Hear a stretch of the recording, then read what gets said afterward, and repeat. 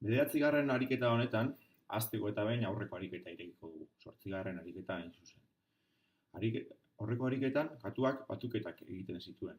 Eta oraingo honetan, batuketak egiteaz gain, biderketak, zatiketak eta kenketak ere egin beharko ditu katuak. Ariketarekin hasteko, lehenengo eta behin, azkenengo pieza hau askatu eta aldamenean utziko dugu aurrerago erabiltzeko. Hurrengo pausua, aldagai berri bat sortzea izango litzateke. Katuak bi zenbaki eskatzeaz gain, egin nahi dugun eragiketa zein den ere galdetu beharko digulako. Horretarako, aldagai berria sortuko dugu, eragiketa izenarekin.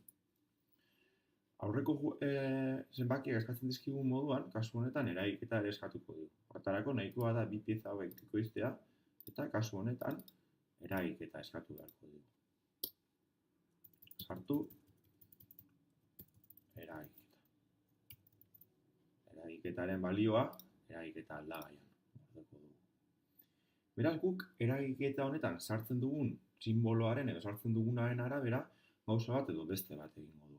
Horretarako, kontrola kategoriako baldin eta pieza erabili beharko dugu. Baldin eta eragiketa kataletik berdin hartzen duen pieza hau hartu dezaket. Beraz, azkenengo eragiketa batuketa bada,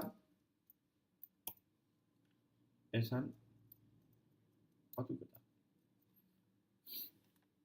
Nola egingo dugu biderketak, zatiketak eta kenketak egiteko? Hori zuen esku uzten.